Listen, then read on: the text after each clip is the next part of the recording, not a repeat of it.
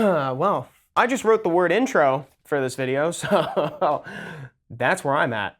The Ancient Lich King is the latest boss to get an Abyss floor, and the Giant and Dragon have already gotten their guides on the channel, so welcome to the free-to-play starter guide to Necro Abyss. And just like last time, there are some key differences that make this dungeon harder than the last one. For instance, the boss now steals one of your units right away at the start of combat, and they also get a mini version of his shield that blocks damage until you hit it a certain number of times. In this case, you're gonna have to hit your unit 3 times before they even start taking damage. And something that you're gonna wanna keep in mind is that at the start of the battle, the boss takes the unit with the highest attack power.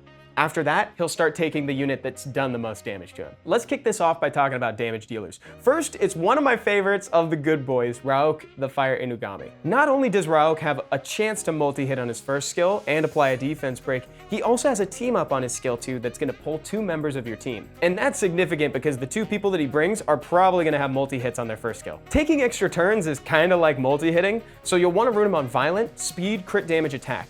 You could also technically do attack, crit damage, attack. The reason that I opt for speed is because you're gonna want him to move a little closer to the front of your team, so that way that he works down the boss's shield so that your huge damage dealers can do exactly that. Next is Aster, the Fire Magic Knight. She's a Hall of Heroes monster and Lapis's spicy sister. She has multi-hits on skill 1 and skill 2, but her passive is where she really shines. She deals bonus damage as long as her target has more HP than her. And we've been over this. Bosses have a crazy amount of HP, so she's always going to be dealing a maximum amount of damage. Something you may want to keep in the back of your mind though is that, like I said at the top of the show, the boss is going to take the unit with the highest attack power. So you may want to avoid ruining her so that she has the highest attack power on your team, because when she's taken by the boss, if she has her skill 2 available, she's going to use it on one of your targets. And that means someone is probably going to come out with a silence on, and you don't necessarily want that. Astar is great on Rage. Attack, crit damage, attack. Alternatively, if you find that she's dying along the way, you could also try to rune her on Vampire. Next, we've got a veteran of Necro, it's Shaman the Light Griffin. And for the purposes of the video today, he's gonna have to be second awakened because that means that he's gonna deal 100% additional damage on monsters of Dark Attribute,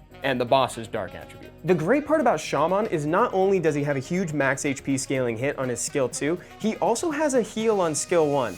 So between taking his natural turns and also getting pulled by Rauk, if you're using him for his team up ability, he's gonna be healing everyone and basically being the sole healer of your group. I've mentioned this in a couple videos lately, but Shaman is not explicitly farmable, though we've had a couple choose and LD 3-star events, and you may just run across him in your LD scroll summons as you go through the game. But he's so good that it's worth mentioning here today. Shaman can also be on Rage for the maximum amount of crit damage. He may need a little bit of speed, so you could try speed on slot 2, though I like attack, crit damage, attack on him. Speaking of things that are not exactly farmable, the twins are super viable here. You can mix it up with the Boomerang Warrior, you can use Sabrina, and you can use Shaina, or even Deva, who is a Hall of Heroes monster.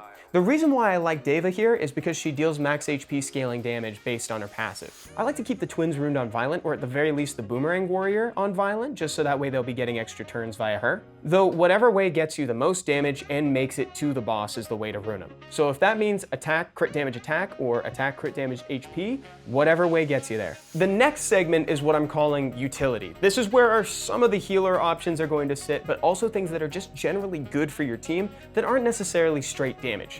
The first option is the Water Cannon Girl. Notably not Abigail, the Water Cannon Girl. If she's awakened, it's kind of ruined. And the reason for that is that once she's awakened, she'll have a skill that only hits 1 time. But if you leave her unawakened, her skill 1 hits 3 times and her skill 2 hits 8 times. It also applies a defense break. So if you're keeping track at home, that means that you'll have enough just with her to break the boss's shield and 1 more on top to apply a defense break. Now that's value. She also has a 38% attack lead for dungeons. You'll want to rune her on Violent so that way if she's 1 turn away from her skill 2, she has the chance to proc into it. Rune her to be fast, specifically the fastest on the team. Speed, crit damage, attack.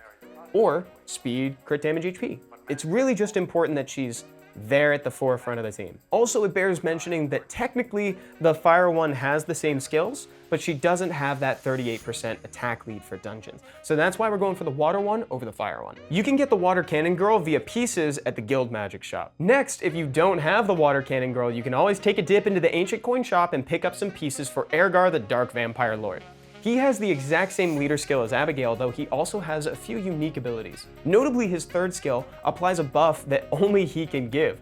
It's a vampiric buff that rewards 20% of the damage dealt back as life for your team. He also gives an attack buff, which I kind of feel like the team can be missing if you don't necessarily have a unit that gives one. He also has multi-hits on skill 1 and some relevant debuffs on skill 2, such as attack break, so that way the boss doesn't hit your team quite as hard as he could. Heck, that's almost like more healing. Rune him on violent and rune him to stay alive. That's the goal, because his cooldowns are a little long. I've also seen some people messing around with Zhang Fei, the Fire Panda Warrior. He applies a ton of debuffs to the boss, he can heal and cleanse your team, and he has defense break on skill 1. So he has a lot of value in one monster. If you're gonna be bringing Zhang Fei, you can rune him on Violent Revenge. Notably, I haven't talked about Revenge a lot, but if you rune a few of these monsters with multi-hits on their skill 1 on Revenge, then they have a chance to counterattack the boss when he attacks you, thus taking a few hits off the shield before they even get a turn. The only thing that you're gonna wanna consider is what's gonna happen to me if the boss takes this monster. So if it's not likely to be a monster that's gonna be dealing the most damage, then more power to you, you could probably put it on Revenge. Next is Ikaru, the Water Inugami.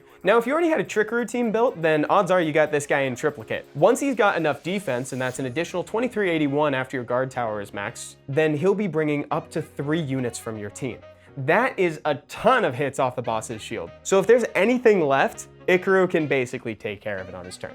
He also has a defense break on skill 1, which can kind of help you get through the opening waves of the dungeon. And mildly useful, he puts a counterattack buff on himself at the end of each of his turns, so he's gonna get 1 hit on the boss's shield. Thanks, bro. 1/7 of the way there. He's such a good dog. For Ikaru, you're gonna wanna rune him in whatever way gets you to that defense threshold, but if you can throw a fight set in there, it is more than welcome. And last but certainly not least, it's Fran, the Light Fairy Queen. Fran's been a little absent from team recommendations because Giants got way more punishing for multi-hits and Dragons has Veramos. But Fran still has a home in Necro Abyss. Fran's first skill hits 3 times and applies attack break, and then she's got 2 skills that heal.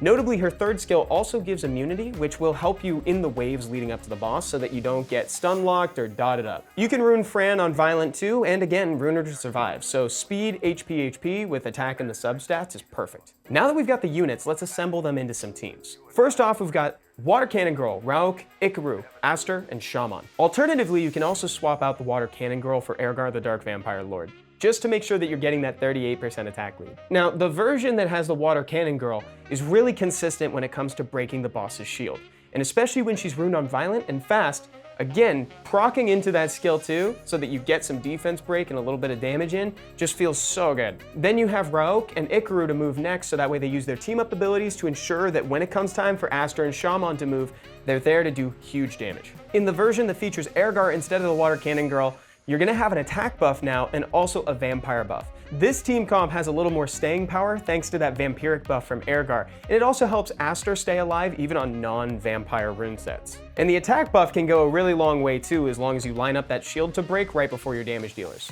Now, something to note with both of these teams that are featuring Aster, you may want to put one of your units that she's going to be targeting on Will. It's totally valid, especially considering that once she's taken by the Lich, she might put silence on your most valuable unit. Now, if you'd like to use the twins in this team comp, you can take the Water Cannon Girl or Ergar for that 38% attack power lead. You can pair them with Rauk, Fran, and then the twins of your choice. You can also play around with adding in an extra twin by taking out either Fran or Rauk. Or both if you want to be crazy. Oops, all twins.